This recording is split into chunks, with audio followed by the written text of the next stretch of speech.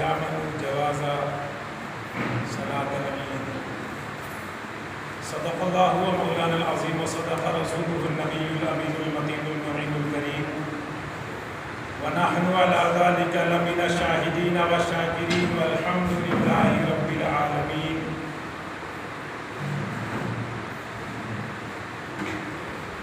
حضرات محترم، آئیے سب سے پہلے بار گاہ رسالت میں ایک مرتبہ ہدیہ درود پیش کریں. اللہم صلی علی سیدنا و شفیعنا حبیبنا و نبینا و کریمنا مولانا محمد معدن الجود والکرم وآلہ وبارک وسلم. صلوا علیہ صلاۃ و سلام علیک یا رسول اللہ صلی اللہ تعالی علیہ وسلم. حضرات محترم، ہم سب کے درمیان سال کا آخری مہینہ آنے والا اور پہلی قربانی آنے والی، وہ قربانی جس کو ہم سب زندہ کیے ہوئے بیٹھے ہیں، وہ قربانی جسے ہم سب ہر سال یاد کرتے ہیں، ہر سال مناتے ہیں. لیکن کیا یہ کبھی خیال کرتے ہیں کہ ہمارے اوپر قربانی ہے کہ نہیں؟ گھر میں 8 افراد ہیں یا 10 افراد ہیں یا 5 لوگ ہیں، کیا ہم کبھی خیال کرتے ہیں کہ 5 پہ قربانی واجب ہے کہ نہیں ہے؟ ہوتا نہیں کہ ابا کے نام کر دیں گے قربانی، اگلے سال اماں کے نام کر دیں گے، اگلا اس کے بعد والا سال آئے گا بڑے بھائی کے نام کر دیں گے. پتہ نہیں ان کے اوپر واجب ہے کہ نہیں. ہو سکتا ہے جتنے افراد ہوں سب پر واجب ہو. کیا ہم اس مسئلے کو اپنے نگاہوں میں رکھتے ہیں کہ جو زکوٰۃ کا مسئلہ ہے، زکوٰۃ کا تو مسئلہ وہ ہے کہ پورے سال مال پر گزر جائے، پیسہ ہو جس پر پورا سال گزر جائے تب زکوٰۃ.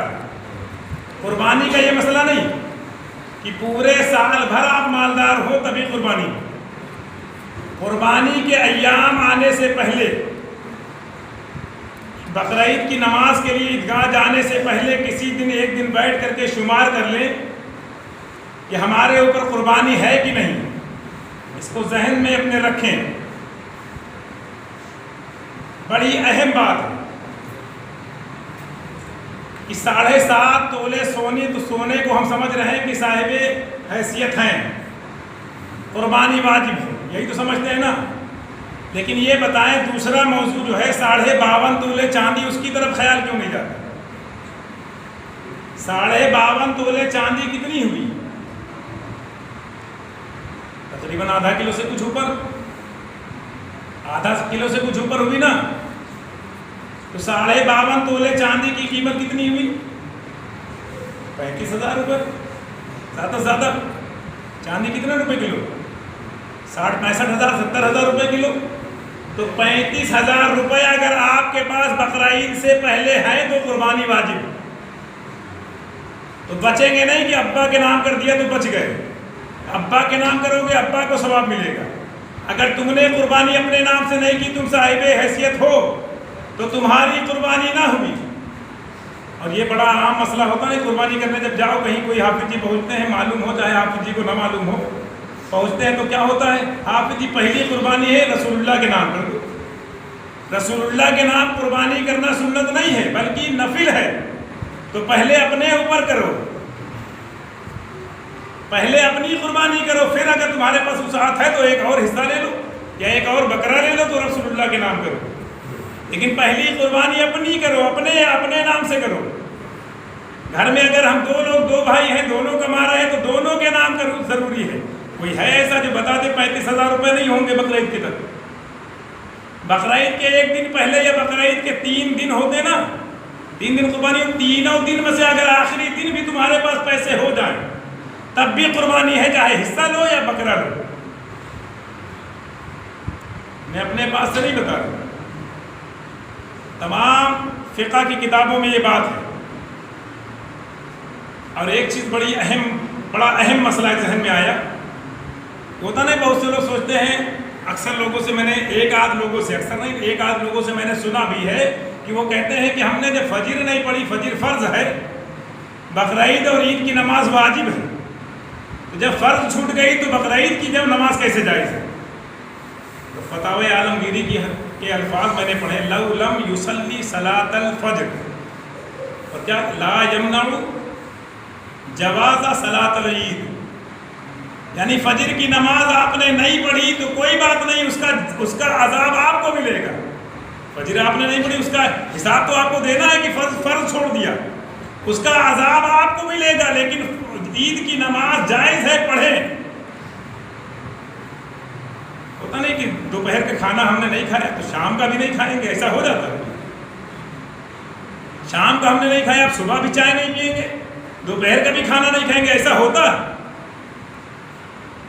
دوپہر کا چھوٹ گیا کسی وجہ سے، کہیں پھنس گئے، یہی تو ہوا، کہیں پھنس گئے، لیکن شام کا تو کھائیں گے۔ یا کہیں اچھا کھانا نہیں ملا، ہم کو پسند نہیں، یا ہم شوگر مریض ہیں تو ہم میٹھا تھا نہیں کھا سکے، تو کیا شام کو بھی نہیں کھائیں گے؟ شام کو کسی وجہ سے نہیں تھا، یا کہیں ایسی جگہ پھنس گئے، آئے سو گئے، گھر میں پہنچے نہیں ملا، تو صبح بھی نہیں کھائیں گے۔ ویسے فجر فرض ہے، آپ کی چھوٹ گئی، اس کا عذاب آپ کو ملے گا اگر نہیں پڑھیں گے، لیکن ایسا نہیں کہ واجب چھوڑ دیں۔ عید کی نماز ہے تو اسے پڑھیں، بالکل پڑھنا جائز ہے۔ اور ایک مسئلہ اور میں آپ کو بتا دوں، جیسا کہ ہم سب آتے ہیں، فجر کی نماز پڑھ لی، نماز پڑھنے کے بعد ہم سوچیں نفلی سجدے فجر کی نماز کے بعد سے طلوع آفتاب تک نہیں ہوتے، نفلی سجدے، نفل نمازیں نہ پڑھیں۔ عصر کی نماز پڑھنے کے بعد مغرب تک، یعنی سورج غروب ہونے تک نفلی نمازیں یعنی نفلی سجدے نہ کریں، لیکن اگر سجدے سہو ہو، سجدے تلاوت ہو تو سجدے تلاوت ضرور کریں۔ سجدے تلاوت چاہے طلوع آفتاب کے وقت پڑھیں یا غروب آفتاب کے وقت پڑھیں، سجدے تلاوت کر سکتے ہیں اور قضا نمازیں بھی پڑھ سکتے ہیں۔ ان چیزوں کو ذہن میں رکھیں، بڑے اہم مسئلے ہیں، ذہن میں نہیں آتے۔ اور یہ بھی ہوتا نہیں، کسی نے کہہ دیا نہیں نماز ہی نہیں پڑھنا چاہیے، تو نماز تو نہیں پڑھنی چاہیے، لیکن کون سی نمازیں پڑھنی چاہیے؟ اگر قضا نمازیں ہیں تو پڑھ لیں، اگر قضا نماز ہے تو عصر کی نماز پڑھ چکے ہیں، مغرب کے سورج غروب ہونے تک پڑھ سکتے ہیں قضا نمازیں، ایسا نہیں کہ قضا نماز لیے بیٹھے رہے۔ یعنی فجر کی اگر قضا ہو گئی تو قضا نماز چاہے مسجد میں پڑھیں چاہے عیدگاہ میں جا کر کے پڑھیں، لیکن عید کی نماز، بقرعید کی نماز ضرور پڑھیں۔ اور میں نے بتایا کہ قربانی، اب اندازہ لگائیں، ہم سب یہاں تو لوگ 10-10 20-20 ہزار کا موبائل لیے بیٹھے ہیں، حاجت اصلیہ ہے، یہ حاجت کی چیز ہے، لیکن موبائل خراب ہو جائے تو دوسرا موبائل فوراً لے لیتے ہیں۔ ایسا تو ہی نہیں کہ فوراً موبائل لے لیں گے تو فوراً نہیں لیں گے تو کام نہیں چلے گا۔ حاجت اصلیہ سے مال اگر زیادہ ہے، پیسہ آپ کا 3 دنوں میں بقایا تھا کہیں، وہ بھی آ گیا واپس، وہ بھی قربانی کریں، کوشش کریں۔ اور یہ اندازہ لگا لیں ہر آدمی کی حیثیت ہے اس وقت، 20 سال کا لڑکا ہے، کمانے جاتا ہے، مہینے میں 15,000 20,000 کما کے لاتا ہے، اپنے اوپر 10,000 خرچ کر لیتا ہے، کیا وہ سال میں ایک مرتبہ قربانی نہیں کر سکتا؟ کرا سکتا ہے، کما رہا کرا سکتا ہے۔ گھر میں 5 بیٹے ہیں، 5 کرائیں، گھر میں 2 بیٹے ہیں، 2 وہ ساتھ لے کر آئیں، ساتھ ہو اماں ابا کے نام بھی کراؤ۔ اس سے بچنے کی امید نہ رکھنا کہ بچ گئے۔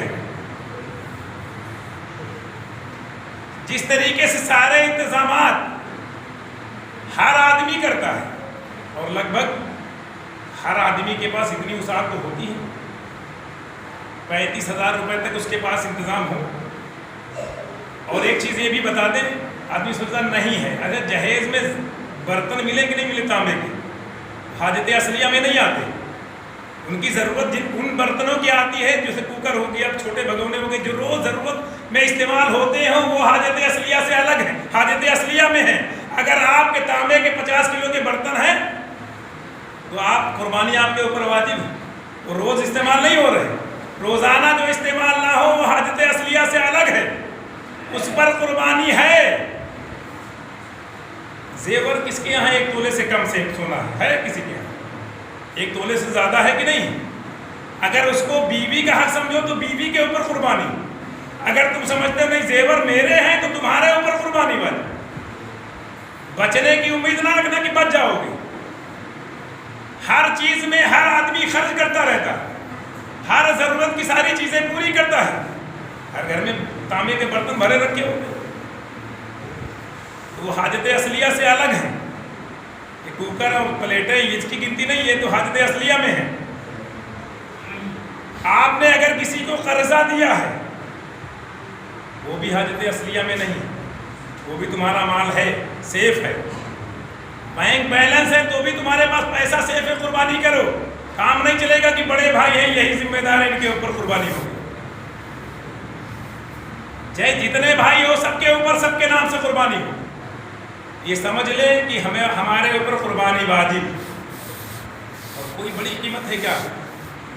قربانی سال بھر میں ایک مرتبہ کوئی بکرا ہم کہہ رہے ہیں 10,000 روپے کا ہو گیا، 20,000 کا ہو گیا، 15 بکرا ہٹاؤ، زبان کا ذائقہ کم کرو۔ صرف زبان کے ذائقے کے لیے بکرے پہ قربانی ہوگی، تو بکرے والے ہو جائے تبھی قربانی کریں گے، پڑوے والے ہو کہ نہیں؟ 15,000 کا پڑوا لے لو، 7 آدمی گھس جاؤ اس میں، ایک پڑوے میں 7 آدمی، تو 15,000 کا پڑوا لیے کتنے پیسے آئے؟ 2,500 2,500 روپے حصہ آیا، تو 2,500 روپے ہر آدمی کی جیب میں پرس میں رکھے رہتے ہیں۔ قربانی فوراً ہر آدمی کرا سکتا ہے۔ اب اس سے بچ رہے ہیں تو یہ سمجھے کہ ہم بچ نہیں رہے بلکہ اپنے آپ کو دھوکہ دے رہے ہیں، اپنے آپ کو دھوکہ دے رہے ہیں۔ کس کو دھوکہ؟ اپنے آپ کو دے رہے ہیں۔ کیا خدا رب تبارک و تعالیٰ نہیں جانتا؟ کیا اللہ کے پیارے رسول صلی اللہ علیہ وسلم نہیں جانتے؟ اور یہ قربانی وہ ہے میں نبی نے اپنی امت کے لیے چھوڑ رکھا، اپنی امت کے لیے باقی رکھا۔ اگر میرے نبی قربانی نہ کرتے ہو سکتا ہے قربانی مخفی ہو جاتی، ختم ہو جاتی، لیکن ابراہیم علیہ السلام کی بھی سنت ہے اور میرے نبی کی سنت ہے، سمجھے؟ تو قربانی ہم لوگ ضرور کریں، اس سے بچنے کی کوشش نہ کریں۔ اور خاص کر بقرعید کے مہینے میں چاند نکل آئے تو قربانی ہم کر رہے ہیں تو اپنے ناخنوں کو، اپنے بالوں کو، اپنی مونچھوں کو نہ کٹوائیں، ناخن اور بال نہ کٹوائیں، قربانی کر لیں تب کٹوائیں۔ اگر قربانی کسی کے یہاں کسی کے اوپر واجب نہیں ہے تو وہ بھی ثواب لینا چاہے تو بھی بال اور یہ سب چاند نکلنے سے پہلے تراشوا لے، وہ بھی روک دے تو اس کو بھی ثواب ملے۔ حضرات محترم، چند اہم باتیں تھیں، میں رب کی بارگاہ میں دعا کرتا ہوں پروردگار ہم سب کو ان چند باتوں پر عمل کرنے کی توفیق عطا فرمائے، خاص کر ہم سب کو قربانیاں کرنے کی توفیق عطا فرمائے، ہم سب کو حضرت ابراہیم علیہ السلام آقا دو جہاں صلی اللہ علیہ وسلم کی سنت پر عمل کرنے کی توفیق عطا فرمائے۔ سال میں ایک مرتبہ یہ قربانی کا مہینہ آتا، پروردگار ہم سب کو اس سنت پر عمل کرنے کی توفیق عطا فرمائے۔ وآخر الدعوانا الحمدللہ رب العالمین۔